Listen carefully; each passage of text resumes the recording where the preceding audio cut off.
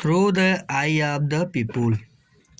To get a glimpse of what people were thinking those days about British rule, study source 1 and 2.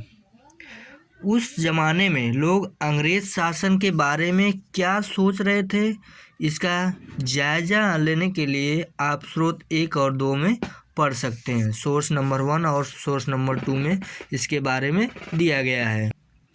देखिए source 1 में क्या दिया गया है, द लिस्ट ऑफ 84 रूल्स, 84 नियमों की सूची। 84 नियमों की सूची में क्या दिया गया था, उस समय क्या था उस स्रोत में, यहाँ महाराष्ट्र के एक गांव में रहने वाले ब्राह्मण विष्णु भट्ट गोडसे द्वारा लिखित पुस्तक माझा प्रवास के कुछ अंश दिए गए हैं। मतलब इसमें कुछ अंश दिया गया, माझा प्रवास के अंश दिए गए हैं। His uncle had set out to attend a yajna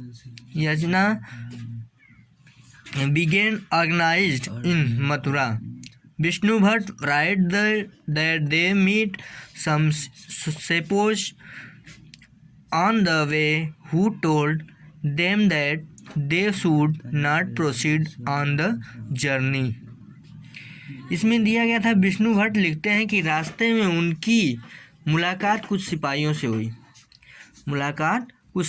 से हुई जो जिन्होंने उन्हें सलाह दिया कि वे वापस लौट जाएं, क्योंकि 3 दिन के भीतर चारों तरफ कोहराम मच जाएगा। सिपाहियों ने कहा वह इस प्रकार था। क्या था देखें आगे। इसमें दिया था क्या था, अंग्रेज सरकार हिंदुओं और मुसलमानों के धर्म को नष्ट करने पर आमदा है। उन्होंने 84 नियमों की सूची बनाई है और कलकत्ता में सारे राजाओं और राजकुमारों की मौजूदगी में उसका ऐलान कर दिया है। उन्होंने बताया कि राजा इन नियमों को मानने के लिए तैयार नहीं है। उन्होंने अंग्रेज को घातक परिणामों की चेतावनी दी है और राजाओं ने कहा है कि अगर वे नियम लागू किए तो भारी भरकम उथल पुथल मच जाएगा, मतलब लड़ाई युद्ध शुरू हो जाएगा। दूसरे स्रोत में क्या दिया गया था, there was soon excitement in every regiment, जल्द ही हर टुकड़ी में उत्तेजना छा गई। Another account we have from those days are the memories of Subedar Sitaram Pandey.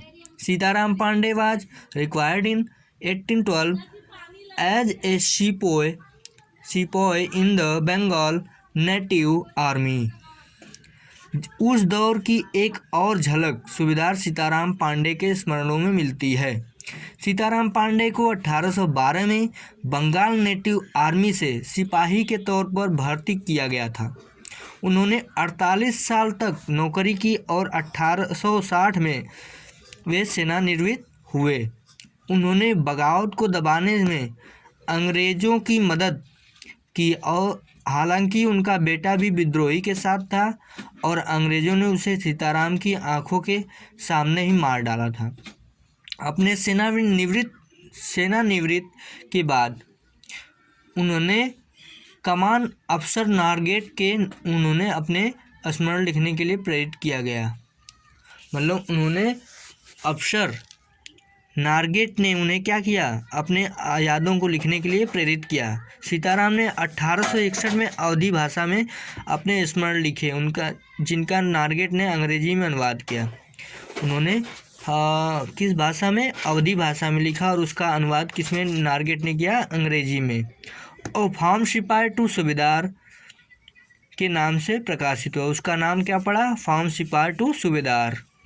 Sitaram Pandey के स्मरणों का एक अंश इस प्रकार था, नीचे दिया गया उसका क्या था, मेरा मानना है कि अवध पर हुए कब्जे में सिपाहियों के भीतर गहरा अविश्वास भर गया था और वे सरकार के खिलाफ साजिशों रचने लगे थे।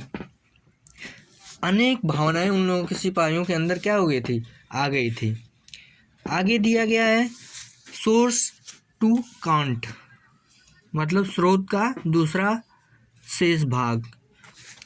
It changed the about this time the sarkar sent parties of man from each regiment to different garrisons from instruction in the use of the new rifle. संयोग से इसी समय सरकार ने हर एक रेजिमेंट के कुछ लोगों को नई राइफल के इस्तेमाल का तरीका बताने के लिए अलग अलग छावनियों में भेजा। इन लोगों ने कुछ समय तक सिपाहियों को प्रशिक्षण दिया।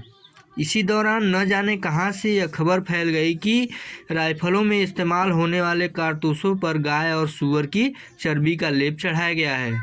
हमारी रेजिमेंट के लोग दूसरे लोगों को लिख कर यह खबर भेजने लगे और जल्द ही हर एक रेजिमेंट में उत्तेजना का माहौल बन गया। और कुछ लोगों ने कहा कि उनकी 40 साल की नौकरी में सरकार ने उनके मजहब को चोट पहुंचाने के लिए कुछ भी नहीं किया था। लेकिन जैसा कि मैंने पहले ही जिक्र किया था कि अवध पर कब्जे के कारण सिपाही पहले से ही गुस्से में थे, अर्थात वहाँ पे युद्ध छिड़ गया, उत्तेजना फैल गई।